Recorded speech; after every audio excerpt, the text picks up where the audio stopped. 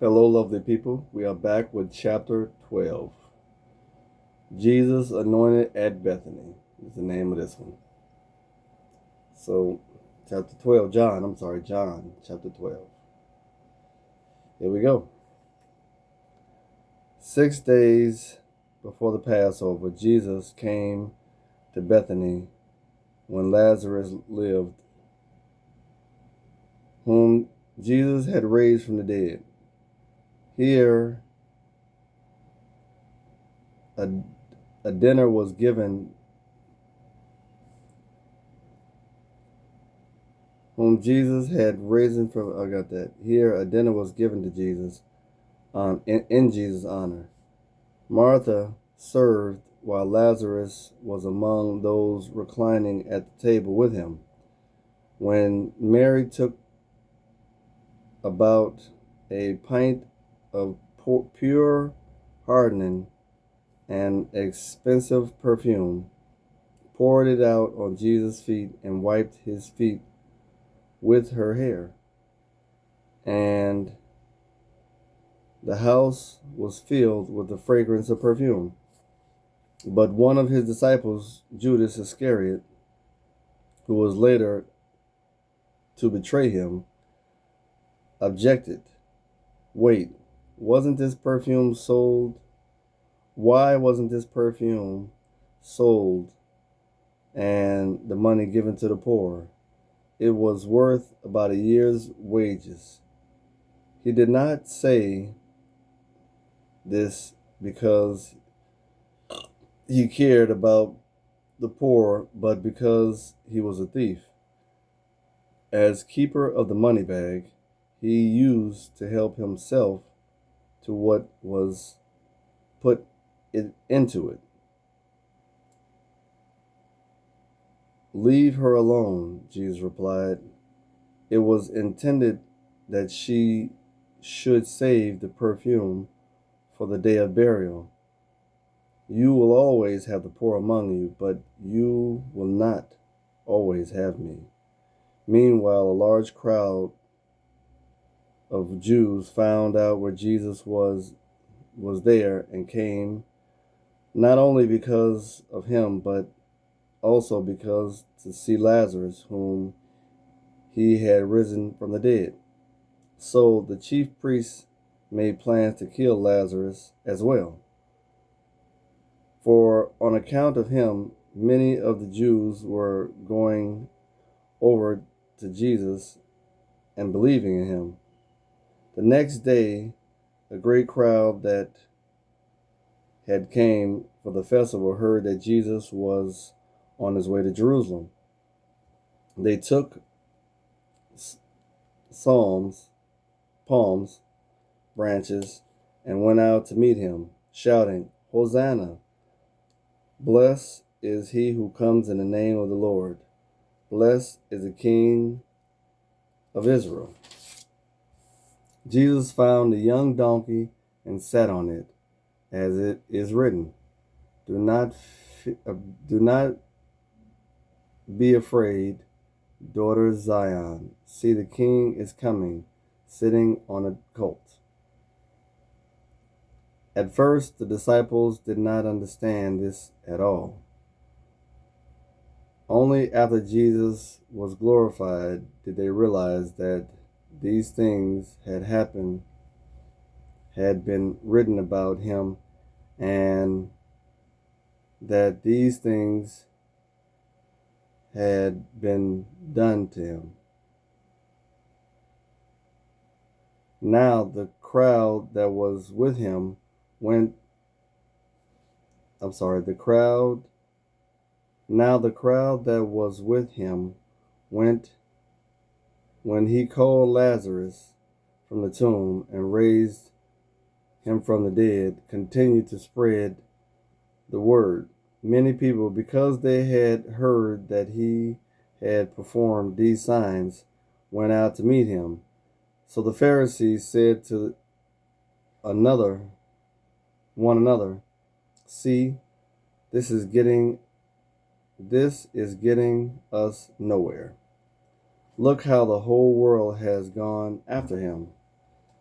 Now there were some Greeks among those who went up to worship at the festival. They came to Philip, who was from Bethsaida of Galilee, with a request. Sir, they said, we would like to see Jesus. Philip went. When you tell Andrew and Philip in turn told Jesus. Jesus replied, the hour has not come for the Son of Man to be glorified. Very truly I tell you, unless the kernel of wheat falls to the ground and dies, it remains only a single seed. But if it dies, it produces many seeds. Anyone who loves their life will lose it, while another who hates their life in the world will keep it for eternal life. Whoever serves me must follow me, but wherever I am, and wherever I am, my servants also will be. My Father will honor the one who serves me. Now my soul is troubled, and what shall I say? Father, save me from this hour? No. It was for this very reason I came to this hour. Father, glorify your name. Then a voice came from heaven. I have glorified it and will glorify it again. The crowd that was there and heard it and said, oh, that's what it was. Heard it and said it had thunder. Others said an angel had spoke to him again. Jesus said, the voice was for you for your benefits, not mine. Now is the time for judgment of this world. Now the prince of this world will be driven out, and I, when I am lifted up from this earth, will draw all people to myself. He said this to show the kind of death he was going. He said this to show the kind of death he was going to die. The crowd spoke up. We have heard from the law that the Messiah will remain forever. So how can you say the Son of Man must be lifted up? Who is this Son of Man? Then Jesus told them, you are going to have the light just a little while longer. Walk while you have the light, before darkness takes over you. Whoever walks in darkness does not know where they are going. Believe in the light while you have the light, so that you may become children of light. When he had finished speaking, Jesus left and hid himself from them. Even after Jesus had performed so many signs in their presence, they still would not believe in him. This was the fulfillment of the word of Isaiah the prophet. Lord, who has believed our messenger, and to whom has the arm of the Lord been revealed? For this reason, they could not believe, because of Isaiah said elsewhere, He has blinders. He has blinded their eyes. He has hardened their heart so that they neither can see nor with their eyes, nor understand with their heart, nor turn, and I would heal them. Isaiah said this because he saw Jesus' glory and spoke about him.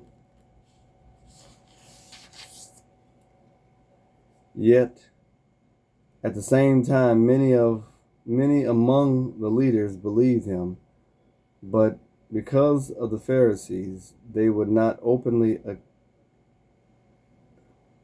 acknowledge their faith for fear that they would be put out of the synagogue. For they loved human praise more than praising from God. Then Jesus cried out, "Whoever believes in me does not believe in me only, but in the one who sent me. The one who looks at me is seeing the whole. The one who looks at me is seeing the one who sent me. I have come into the world as light, so that no one who believes in me shall stay in the dark. If anyone hear my words, but do not keep them, I do not judge that person, for I did not come to judge the world, but to save the world. There is a judgment for the one who rejects me and does not accept my words. The very word I have spoken will condemn them at the last days. For I did not speak on my own, but my Father who sent me commanded me to say all that I have spoken. I know that this commandment leads me into eternal life. So whoever I say is just what the Father has told me to say. 12. John.